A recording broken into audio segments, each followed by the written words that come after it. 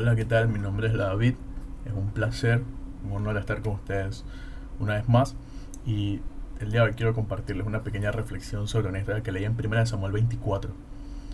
Dando un pequeño contexto, un resumen de la historia, es cuando Saúl, actual rey de Israel, sale junto a 3000 hombres en persecución de David, el próximo heredero al trono.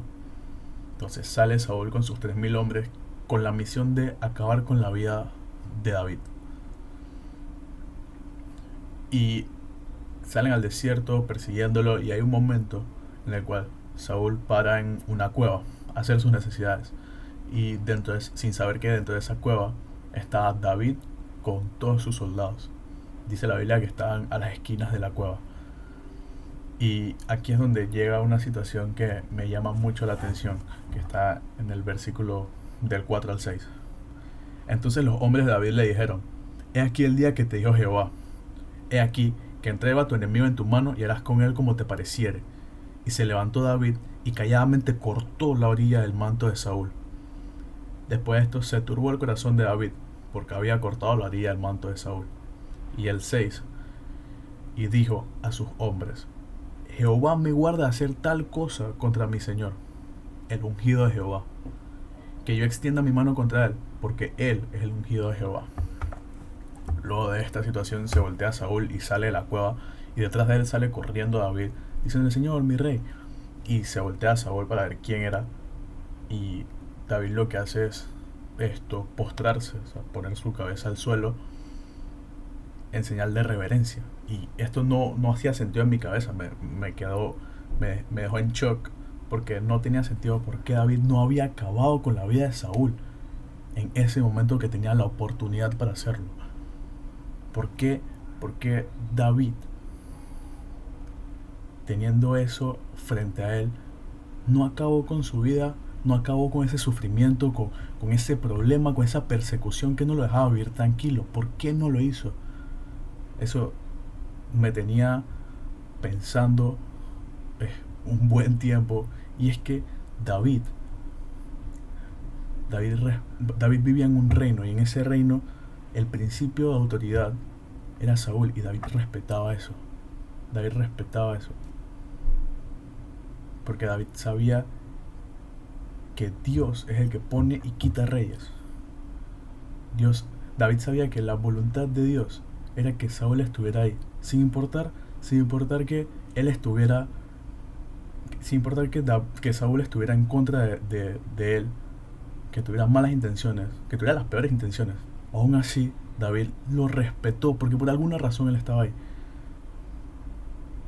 Y cuando David salió de la cueva y se postró ante, ante Saúl, no se postró solamente ante el que estaba en el trono, o sea, ante el rey que estaba en el trono, sino que él se estaba postrando ante el rey de reyes y señor de señores, que es Dios.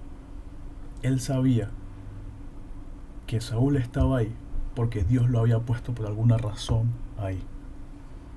Y por eso David se estaba postrando, no solamente ante Saúl, sino ante el Dios supremo. David sabía cuál era la voluntad de Dios. Bueno, sabía que en ese momento la voluntad de Dios era que Saúl estuviera en ese puesto. Él no sabía por qué, no sabía cuál era el fin de que Saúl lo persiguiera, pero David entendía que la voluntad de Dios en ese momento era que Saúl estuviera ahí. Y por eso él se postró. Y hablando de la voluntad de Dios, en verdad, eso me lleva a otro punto, que sin importar que Saúl se haya salido de la voluntad de Dios por cómo trató a David o las intenciones que tenía con David, David no se salió de la voluntad de Dios. David respetó. David no solo respetó el principio y la posición de autoridad de Saúl, sino que sobre todo respetó el poder detrás de dicha autoridad. O sea, respetó a Dios y el propósito que tenía Dios para con Saúl y para con David. Entonces, muchas veces no entendemos, no necesariamente las autoridades, sino muchas veces no entendemos cómo hay personas que nos persiguen o personas que toman malas decisiones y nos afectan, pero por alguna razón Dios las ha puesto ahí y por alguna razón nosotros estamos pasando por esa situación. Dentro de las dificultades que Dios permite, Él está formando un valor que tenemos como hijos de Dios.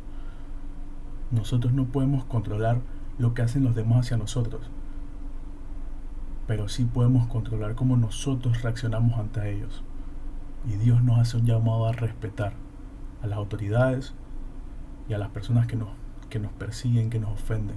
Nos hace un llamado a respetar y a orar por ellas. Ese es nuestro llamado como cristianos. Y para mí es difícil, y sé que para algunos de ustedes también lo será, pero eso es algo que debemos pedirle a Dios que nos ayude a cumplir esa voluntad. Ese es el mensaje que tenía para ustedes el día de hoy. Y bueno, nos vemos pronto. Bendiciones.